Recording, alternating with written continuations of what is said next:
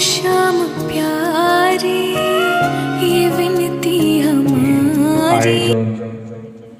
सर्वप्रथमे আমাদের শ্রীমদ্ ভাগবত কথা শুরু হতে চলেছে। তাই আমি সকল ভক্তবৃন্দের কাছে করজোড়ে নিবেদন করি, প্রার্থনা করি, ভগবানের সৃষ্টিময় জগতে অনন্ত কোটি জীবের মধ্যে মানব জীবনটা বড় দুর্লভ। আর শুধু দুর্লভ বললেও কম হয়ে যায়, সুদুর্লভ, এবং সুদুর্লভ বললেও কম হয়ে যায় দেব দুর্লভ। অর্থাৎ এই মানব জীবন পেয়ে ঈশ্বরের ভজন পূজন, ঈশ্বরের সুন্দর অপূর্ব লীলা আস্বাদন করার যতটুকু সময় আমরা পাই বা ক্ষমতা, যোগ্যতা, জ্ঞান ভগবান আমাদের মধ্যে দিয়েছেন, অন্য কোনো জীবের মধ্যে এই জ্ঞান, বিবেক, বুদ্ধি এগুলো দেয়নি। অতএব এই মানব জীবনটা অত্যন্ত দুর্লভ, সুদুর্লভ এবং দেবদুর্লভ।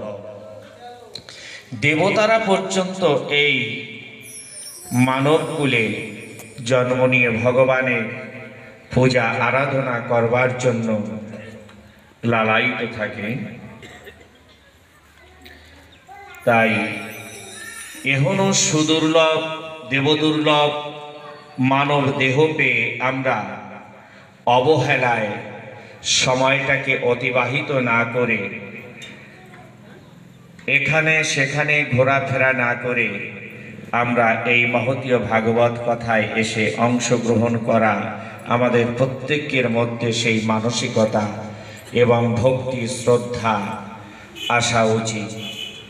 তাই সকলের কাছে আমার নিবেদন, প্রার্থনা, এই অপূর্ব সুন্দর সময়টাকে নষ্ট না করে আপনারা সকলেই আসুন, এই ভাগবত কথা এবং ঠাকুরের মহতীয় সভায় অংশগ্রহণ করুন আর মানব জীবনকে ধন্য করুন।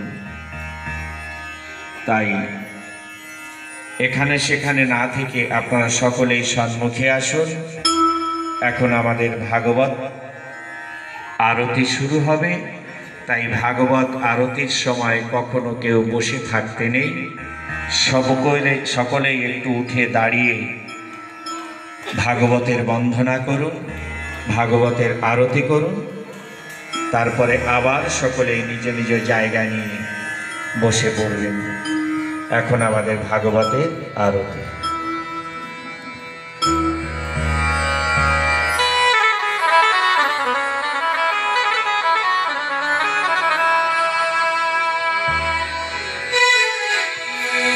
श्री भागवत भगवान की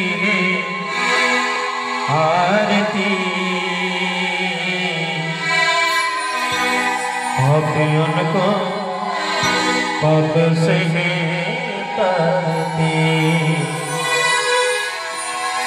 श्री भागवत भगवान की आरती, पापियों को पाप से तरती। भागवत भगवान की है आरती, पापियों को पाप से है तारती। श्री भागवत भगवान की आरती, पापियों को पाप से करते। श्री भागवत भगवान की है आरती, पापियों को पाप से है तारती।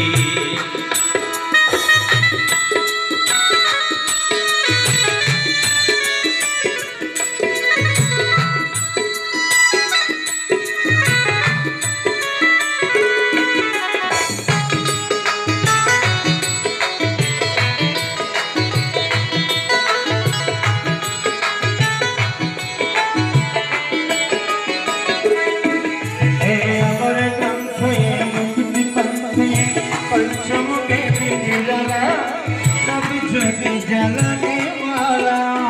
अमर ग्रंथ ये मुक्ति पंथ ये पंचम वेद निराला, नव ज्योति जगाने वाला।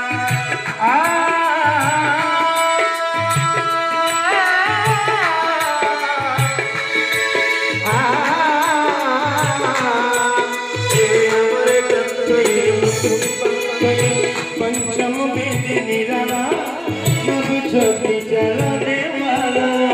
अमर ग्रंथ ये मुक्ति पंथ ये पंचम वेद निराला, नव ज्योति जगाने वाला। हरे नाम में हरि धाम में, हरि नाम में हरि धाम में, हे प्रभु की महिमा की आरती। पापियों को पाप से भगवान की है आरती, पापियों को पाप से है आरती।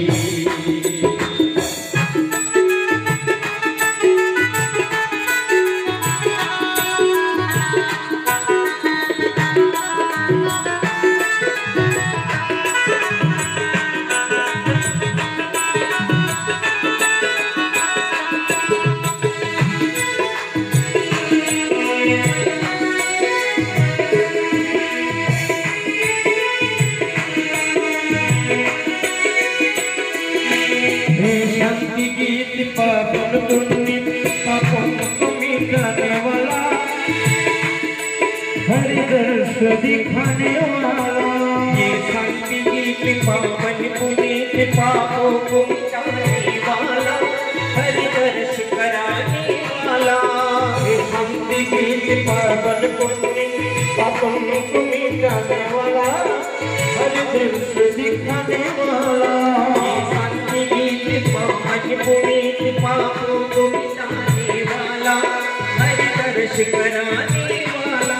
हे सुख करनी दुख हरनी, हे सुख करनी दुख हरनी, सिंह भूषण की आरती।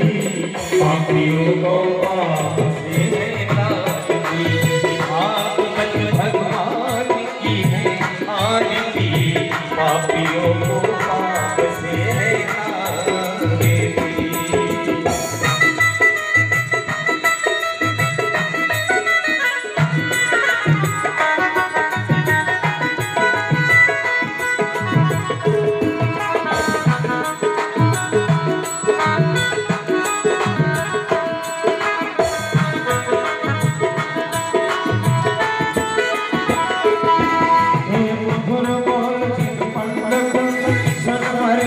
खाने वाला, बिगड़े को बनाने वाला। मधुर बोले जब फंदे खोले क्षण मार्ग बताने वाला, बिगड़ी को बनाने वाला। ये मधुर बोल जगतंदन, सन्मार्ग दिखाने वाला, बिगड़ी को बनाने वाला। ये मधुर बोले जब फंदे खोले क्षण मार्ग बताने वाला, बिगड़ी को बनाने वाला। श्री राम यही घन समी, श्री राम यही घन समी, हे प्रभु की महिमा की आरती। पापियों को पाप से है तारती, श्री भागवत भगवान की आरती। पापियों को पाप से है तारती, भागवत भगवान की है आरती, पापियों को पाप से है तारती, पापियों को पाप से है तारती, पापियों को पाप से है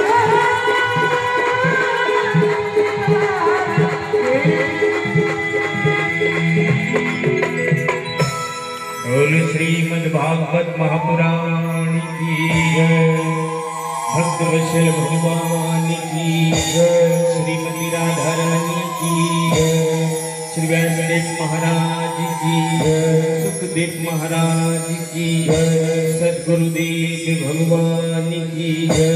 जय जय श्री राधे। सगुण शब्द ब्रह्मचारी सगुण सत्सानंद परमहंस देव सगुण नीलकंठ गोस्वामी महाराज की जय, माता माधुर्य देवी की जय, आगे भागवत कथा की আজকে আনন্দ কি রাধে রাধে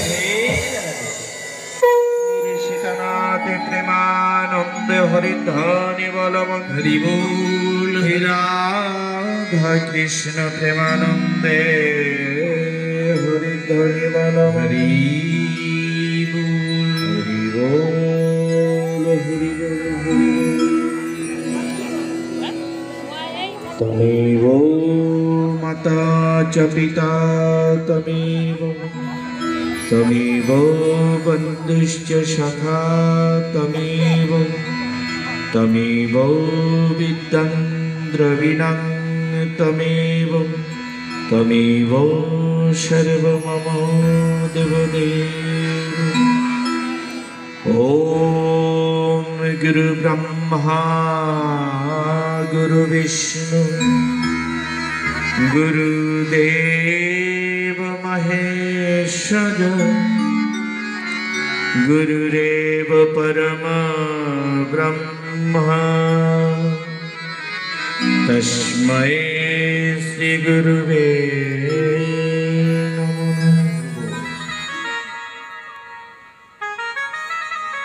বড় দুঃসাহস, তবুও মনে ইচ্ছা যে ঠাকুরের লীলা কথা শ্রবণ করব বা ঠাকুরের লীলা কথা এই মুখ দ্বারা আমি ব্যক্ত করব, এটাই বাসনা কামনা। ভাগবত শব্দের অর্থ বড়, অনেক বড় অর্থ। যেমন ভাগবতের 4টি অক্ষর, 4টি অক্ষরের যেমন ভ, গ, ব এবং ত, এই 4টি অক্ষরেরও বড় মহত্ব আছে। যেমন ভ অর্থাৎ ভতে ভক্তি, গতে জ্ঞান এবং বতে বৈরাগ্য, ততে ত্যাগ। এই 4টি গুণ যার মধ্যে নেই, সে এই ভাগবত কথা ব্যক্ত করার মতন যোগ্যতা তার মধ্যেও নেই। কিন্তু জানি না আমার এত ক্ষুদ্র জীবনে এই 4টির কোনোটি যে আমার মধ্যে আছে সেটা আমি জানি না। তবুও আমার ঠাকুরের কৃপায় করুণায় হয়তো আপনাদের সম্মুখে বসার মতন সুযোগ পেয়েছি একমাত্র আমার ঠাকুরের কৃপায়। যেমন কোনো একটা মহতীয় অনুষ্ঠানকে সম্পূর্ণ করতে গেলে যেমন দেখা যায় অনেক কুমোর সজ্জার প্রয়োজন হয়, যেমন মাটির হাড়ি, সরা, ঘট ইত্যাদি।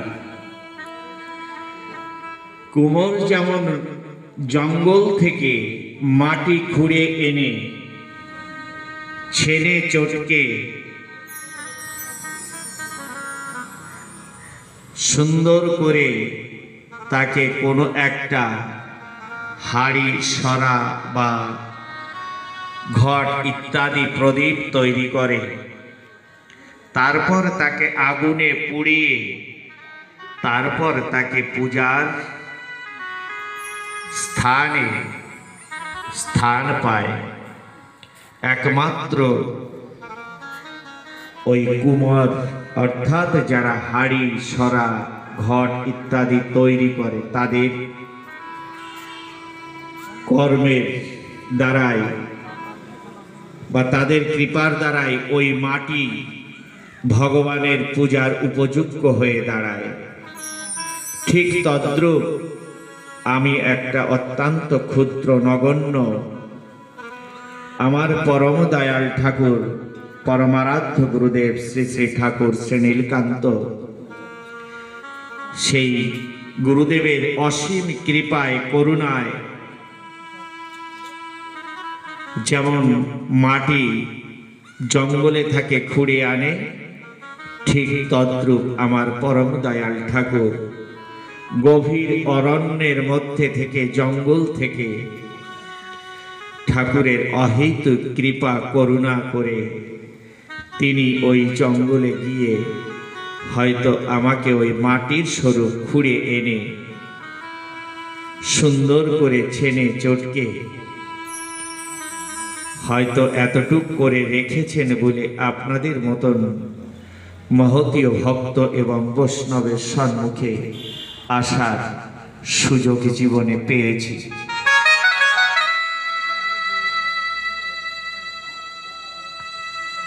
ভাগবত শব্দকে যদি একবার কেউ উচ্চারণ করে, জীবনের বড় বড় পাপ পর্যন্ত খণ্ডন হয়ে যায়। ভাগবত প্রেম, ভাগবত ভক্তি এবং মহৎ মানুষের চরণ আশ্রিত, গুরুর চরণাশ্রিত, গুরুর কৃপাও যদি হয়, জীবনের অনেক পাপ খণ্ডন হয়ে যায়। ভাগবত শব্দ উচ্চারণে, আজ তো আমরা ভাগবত শ্রবণ করতে এসেছি, ভাগবত পাঠ করতে বসেছি। এই ভাগবত শুধু মুখে উচ্চারণ করলে মানুষের জীবনে কত পাপ খণ্ডন হয়, আমি ছোট্ট একটি উদাহরণ দিয়ে তারপর আমি ভাগবতে প্রবেশ করব। আজ যেমন আপনারা সকলেই বহু দূর দূর থেকে সকলেই এখানে এসেছেন এই মহোদয় উৎসবকে লক্ষ্য করে, নিশ্চয়ই আপনারা বাড়িতে বসে সংবাদ পেয়েছেন বা নিমন্ত্রণ পেয়েছেন।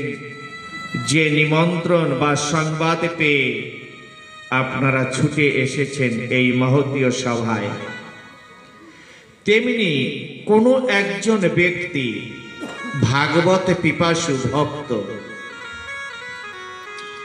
তিনি কোনো একদিন বাজার করে ঘরে ফিরছেন। ঘরে ফেরার সময় অটো করে বাজারে থেকে ঘরে ফিরছেন। এমন সময় পেছনে যে অটোতে তিনি বসেছেন, সামনে আর একটা অটো চলছে। পেছনে বসে সামনের অটোটিকে দেখছে, অটোর পিছনে একটা বিজ্ঞাপন দেওয়া আছে, যে বিজ্ঞাপনে লেখা আছে যে আজ ঠিক, আজ যেমন আপনারা শুনেছেন কোন একটা নিমন্ত্রণ পত্রে আপনারা দেখেছেন, বা একটু আগে আমার কৃষ্ণ বাবাজি মাইকে অ্যানাউন্স করেছিলেন যে ঠিক 2টোর সময় থেকে আমাদের ভাগবত অনুষ্ঠান শুরু হবে। ভক্তদের আগমনের দেরির কারণে 1 ঘন্টা দেরি হয়েছে। যাই হোক, তদ্রূপ বিজ্ঞাপনে লেখা আছে, একটা অটোর পিছনে একটা ব্যানার লাগানো, লেখা আছে যে আজ ঠিক বেলা 2টো থেকে অমুক পাড়াতে ভাগবত কথা শুরু হবে। পিছনের অটোতে বসে সামনের অটোতে লেখা যখন দেখেছেন, মনে মনে চিন্তা করলেন আজ ভাগবত অনুষ্ঠানে যেতে হবে। বাড়ি এসে তাড়াতাড়ি করে বাজারের সমস্ত ব্যাগগুলিকে রেখে আবার বাড়ি থেকে ফিরে এলেন রাস্তায় গিয়ে আবার তিনি অটো চেপে ঠিক সেই গন্তব্যস্থানে যাবেন যেখানে ভাগবত পাঠ হবে। আর একটা অটো চেপে বসলেন, অটো ড্রাইভারকে বললেন যে আমাকে অমুক পাড়াতে আজ ভাগবতের অনুষ্ঠান হচ্ছে, আমাকে একটু ওই অনুষ্ঠানের ওখানে ছেড়ে দাও। ড্রাইভার বললেন ঠিক আছে বসুন। সেই ভাগবত ভক্তকে তিনি কি করলেন, যে চকের কথা বলেছিল, অর্থাৎ যে মোড়ের কথা বলেছিল, সেখানে গিয়ে অটো ড্রাইভার বলছেন যে এখন এসে গেছে, আপনি নামুন, আপনি তো এখানের কথা বলেছিলেন। যখন সেখানে গিয়ে নেমে গেলেন, নেমে গিয়ে এখন সেখানে গিয়ে কাউকে দেখছেন না, কারণ সেখানকার সবাই ভাগবত পাঠ শ্রবণ করবার জন্য আশেপাশের সমস্ত ভক্তরা সবাই ভাগবত পাঠে চলে এসেছে। যেমন এখানে ভাগবত পাঠ হচ্ছে, আর যদি কেউ ওই মোড়ে নামে, গ্রামের ওই মাথায় বাস যেখানে থামে, ওখানে যদি নেমে পড়ে, নেমে ওখান থেকে কোথায় ভাগবত পাঠ হচ্ছে সেটা খুঁজে বের করা একটু অসুবিধা। আর ওখান থেকে ভাগবত পাঠ শ্রবণ করবার জন্য আশেপাশের সমস্ত সবাই চলে এসেছে পাড়ার, ওখানে নেমে এখন ভাগবত পাঠ কোথায় হচ্ছে সেই কথাটা কার কাছে শুনবে, শুনে কেমন করে আসবে? তখন কাউকে দেখছেন না, কিন্তু দেখলেন ওই মোড়ে দাঁড়িয়ে সামনে একটা ঘর আছে, অনেক বড়, 2-3 তলা। মনে হচ্ছে যেন ওই ঘরের ভিতরে কেউ কথা বলছে, ওই ঘরের ভিতরে কেউ কথা বলছে। তা ধীরে ধীরে সেই ভাগবত ভক্ত ঘরের কাছে এগিয়ে গেলেন, দেখছেন ঘরের ভিতর থেকে কোনো একটা আওয়াজ আসছে, কথা বলছে। উনি ধীরে ধীরে সেই ঘরের ভিতরে ঢুকে গেলেন। ঘরের ভিতরে ঢুকে গিয়ে দেখলেন একজন গণিকা আছে, আরো ভিতরে যেন আরো কেউ কথা বলছে। তো সেই গণিকাকে দেখে বলছেন, অমা, মা বলে সম্বোধন করে বলছেন, অমা, এই পাড়াতে নাকি ভাগবত পাঠ হচ্ছে, আমি বিজ্ঞাপনে দেখলাম, তো কোথায় হচ্ছে মা? যখন এই কথা না ওই মাকে বলেছেন ওই ভাগবত ভক্ত, অমনি ওই মা খুব রেগে গিয়েছেন, কারণ ওই মা তো ভাগবত ভক্ত নয়। তিনি যে জায়গাটায় ছিলেন সেই জায়গাটা একটা নগণ্য জায়গা, পতিতালয়। ওই মামনি ছিল একজন পতিতা। একজন পতিতার কাছে যদি ভাগবতের কথা জিজ্ঞাসা করে, তো সেই পতিতা কখনো সঠিক জবাব দেবে কি? দেবে না। খুব রেগে গিয়ে সেই ভাগবত পিপাসু ভক্তকে খুব রেগে গিয়ে অনেক কথা বলেছে। হতচ্ছাড়া, তোর এত ভাগবত শ্রবণ করতে ইচ্ছা করে, তাহলে এখানে এসেছিস কেন? এটা কি ভাগবতের আসর? বেরিয়ে যাও, তাড়াতাড়ি করে বেরিয়ে যাও। তাড়িয়ে দিল। ওমা, আমি তো চিনি না, কোথায় যাব? কিন্তু ওই ভাগবত পিপাসু যিনি ভক্ত, তিনি জানতেন না যে ওটা পতিতালয়, ওখানে গিয়ে জিজ্ঞাসা করা যাবে না বা ওখানে যাওয়া যাবে না, এটা তিনি জানতেন না।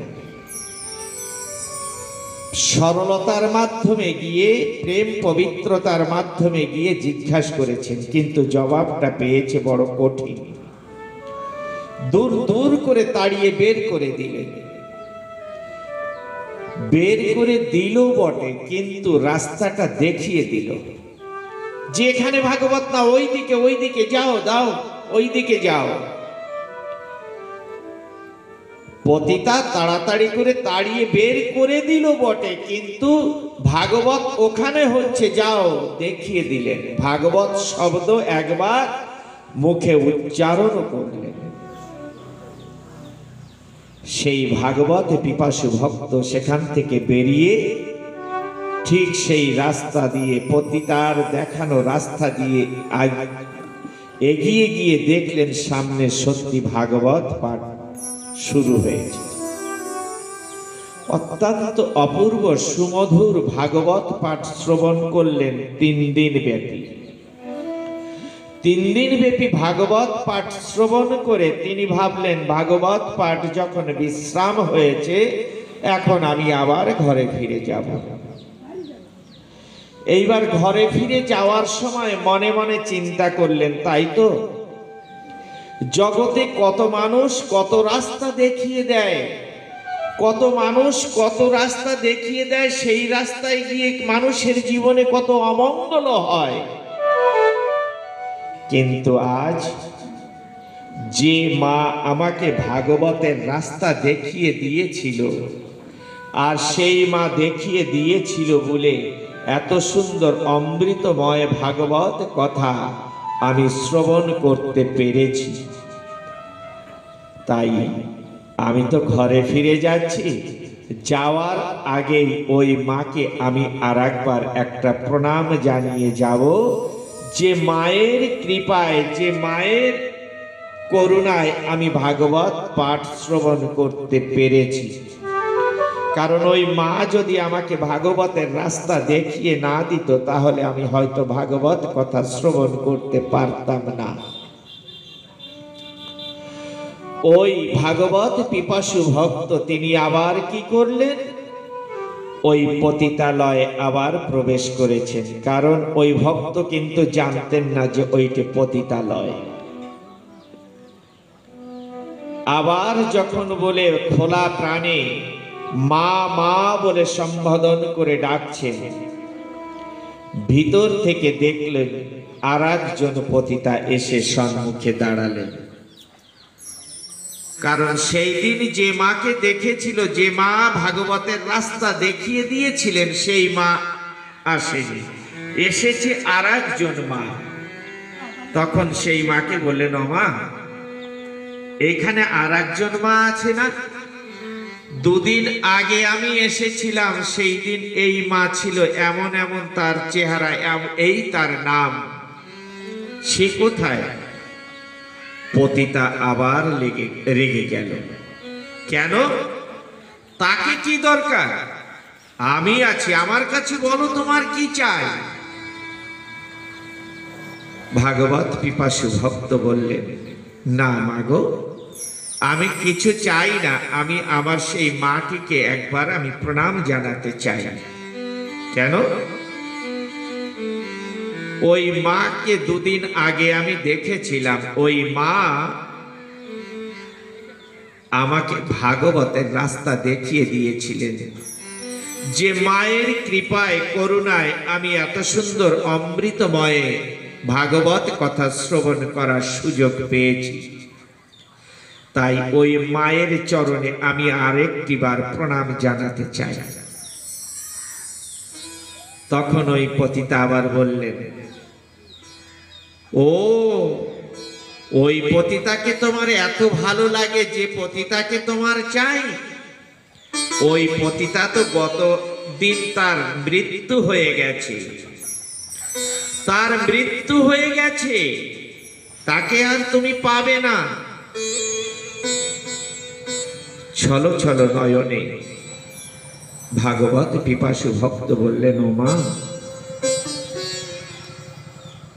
তোমার মৃত্যু হয়ে গেছে মা, তোমার কৃপায় তোমার করুণায় আমি সুন্দর ভাগবত কথা শ্রবণ করার সুযোগ পেয়েছি, আর তুমি আমাকে এত সুন্দর অমৃতময় বাণী শ্রবণ করিয়ে তুমি প্রাণ ত্যাগ করলে মা। তুমি যেখানে যে অবস্থায় থাকো না কেন, তুমি আমার প্রণাম স্বীকার করে নিও। ওখানে দাঁড়িয়ে সেই ভাগবত ভক্ত তিনি ঈশ্বরের কাছে তার জন্য, তার আত্মার কল্যাণের জন্য মঙ্গল প্রার্থনা কামনা করলেন। হে ঠাকুর, আমার ওই মাকে তোমার চরণে স্থানে দিও, সারা জীবনের যত ভুল যেন ফুলে পরিণত করে তোমার চরণ পূজায় লাগিও। বলতে বলতে ছলো ছলো নেত্রে বলতে বলতে তিনি আবার বেরিয়ে গেলেন। এইবার দেখুন, একজন ভক্ত সঙ্গ করলে সঙ্গম শরণম গচ্ছামি, একজন ভাগবত পিপাসু ভক্ত, সৎ প্রবৃত্তি, সৎ ভাবনা, সৎ চরিত্র, সৎ প্রবৃত্তি যে মানুষের থাকে, সেই মানুষের সঙ্গ করলে মানুষের জীবনে কি হয়? ওই পতিতা জীবনে কোনোদিন কিন্তু কোনো ভালো কর্ম তিনি করেননি। মাত্র একদিন একটা মুহূর্তের ওই ভাগবত পিপাসু ভক্তের সঙ্গ লাভ করেছিলেন ক্ষণকালের জন্য, ইচ্ছা এবং অনিচ্ছা সত্ত্বে। আর একবার মাত্র ভাগবত শব্দ উচ্চারণ করেছিলেন।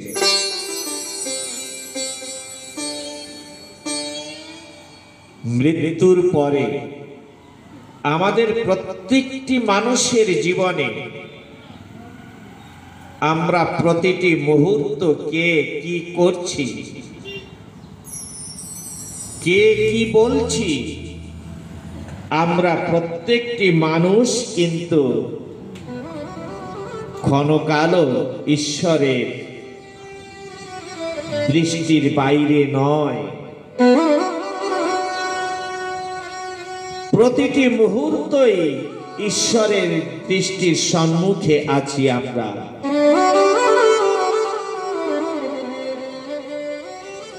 যেমন দেখুন, বড় বড় যারা ধনশালী ব্যক্তি বা কোনো অফিস, সিসি ক্যামেরা লাগানো আছে না, যে সেখানে কে কি করছে কি না করছে সব সিসি ক্যামেরায় উঠে যাচ্ছে। আধ্যাত্মিক জগৎকে নিয়েই কিন্তু জাগতিক জগতের সমস্ত কিছুর উৎপত্তি হয়।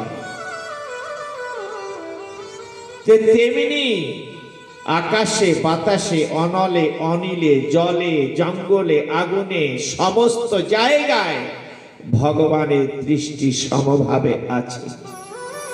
আমরা প্রতিটি মুহূর্ত কে কি করছি কি না করছি তিনি জানেন, তিনি দেখেন, বা প্রতিটি মুহূর্ত লিপিবদ্ধ হয়ে যাচ্ছে আমাদের প্রত্যেকটা মানুষের জীবনের সমস্ত কর্ম অকর্ম। মৃত্যুর পরে যমরাজ যমালয় থেকে পাঠিয়েছেন যমদূতকে, যাও ওই পতিতার মৃত্যু হয়েছে তার আত্মাকে নিয়ে এসো। চিত্রগুপ্ত অর্থাৎ আমাদের জীবনের প্রতিটি কর্মকে যিনি প্রতি মুহূর্ত লিপিবদ্ধ করেন যে আমরা কি কর্ম করছি, তখন চিত্রগুপ্তকে বলছেন, চিত্রগুপ্ত তুমি দেখো তো এই যে পতিতাকে নিয়ে এসেছে জীবনে কি কি কর্ম করেছে, কারণ কর্ম অনুযায়ী যমরাজ তাকে তার ফল দান করবে। আমরা প্রত্যেকটি মানুষ যেমন কর্ম করব কর্ম অনুযায়ী তিনি ফল দান করেন।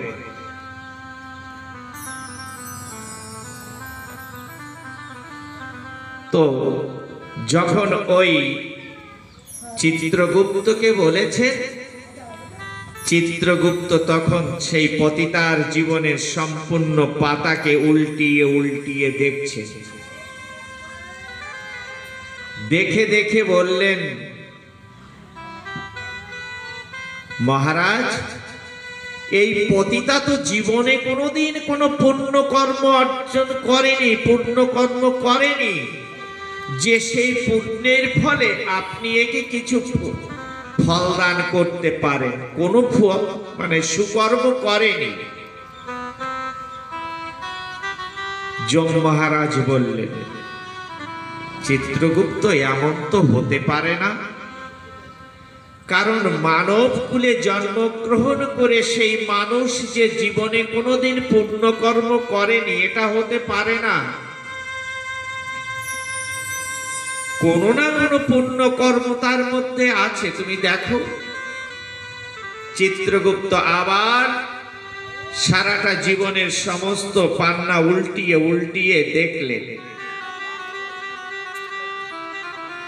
জীবনের শেষ ভাগে মৃত্যুর আগের দিন ছোট্ট একটি লাল কালির দাগ ওখানে আছে।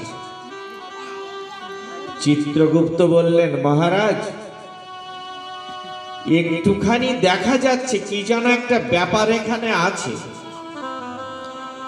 চিত্রগুপ্তকে বললেন, তুমি ভালো করে দেখো। চিত্রগুপ্ত তখন ভালো করে দেখলেন। কি দেখলেন? যে মৃত্যুর আগের দিন ইচ্ছা এবং অনিচ্ছা সত্ত্বেও কোনো একজন ভাগবত পিপাসু ভক্তকে তিনি ভাগবতের রাস্তা দেখিয়ে দিয়েছিলেন আর একবার ভাগবত শব্দ মুখে উচ্চারণ করেছিলেন। বলছে একটু না একটু পুণ্য ফল আছে। তখন বললেন, আচ্ছা, ভাগবত উচ্চারণও করেছে আর কোন ব্যক্তিকে ভাগবতের রাস্তাও দেখিয়ে দিয়েছে? বলছে, হ্যাঁ, এতটুকু মাত্র পুণ্য ফল তার জীবনে আছে। তো এই পুণ্য ফলের জন্য তাকে যে কি ফল দান করা যেতে পারে? যম মহারাজ চিন্তায় পড়ে গেলেন। জীবনে মানুষের অনেক অনেক রকমের কর্ম থাকে, যে কর্মের ফল দান করা যায় বা দান করি, কিন্তু এই যে একবার ভাগবত শব্দ উচ্চারণ করা আর একজন পথ ভ্রষ্ট ব্যক্তিকে সুন্দর পথ দেখিয়ে দেওয়া, এর যে কত পুণ্য হতে পারে, আর এই ফলের, এই পুণ্য ফলের কি ফল দান হতে পারে, এটা তো আমি বুঝতে পারিনি, এটা তো আমি কোনোদিন দান করিনি। যম মহারাজ চিন্তা করছেন। চিত্রগুপ্তকে বললেন, চিত্রগুপ্ত, কি করা যায় বলো তো, আমি তো বুঝতে পারছি না। চিত্রগুপ্ত বললেন, তাই তো, এটা তো আমিও বুঝতে পারছি না, কারণ আমি যে অনুপাতে বলে দিই আপনি সেই অনুপাতে ফল দান করেন বটে, কিন্তু এহেন কর্মফল তো আজও আমি দেখিনি। সামান্য একটু মুহূর্তের জন্য হয়েছে এটা, কি করা যাবে? যম মহারাজ চিন্তায় পড়ে গেলেন। তখন যম মহারাজ কি করলেন? না, এটা শুনতে যেতে হবে কার কাছে? সৃষ্টিকর্তা ব্রহ্মার কাছে যেতে হবে। তিনিই তো এই জগতে অনন্ত কোটি জীবকে সৃষ্টি করেছেন, এই মানুষকেও সৃষ্টি করেছেন। তাহলে ব্রহ্মা, তিনি হয়তো জানতে পারেন, তার কাছে যেতে হবে। এইবার যম মহারাজ একটি পুষ্প বিমান, সেই পুষ্প বিমানে বসলেন যম মহারাজ, আর সঙ্গে চিত্রগুপ্ত যাচ্ছেন। চিত্রগুপ্ত পেছন থেকে ডেকে বললেন যম মহারাজকে, প্রভু, আমরা তো যাচ্ছি, ওখানে গিয়ে যদি ব্রহ্মাদেব যদি জিজ্ঞাসা করেন সেই পতিতা কোথায়, যদি তার কাছে কিছু জিজ্ঞাসা করতে হয়, তাহলে কেমন করে জিজ্ঞাসা করবে? অতএব সাক্ষী স্বরূপ পতিতাকে সঙ্গে নিয়ে যাওয়া উচিত, না হলে আবার ওই পতিতার কাছে আমাদের আসতে হবে জানতে এবং শুনতে। যম মহারাজ বললেন, সেটাও ঠিক। তখন যম মহারাজ কি করলেন? পুষ্প বিমানে ওই পতিতাকেও নিলেন।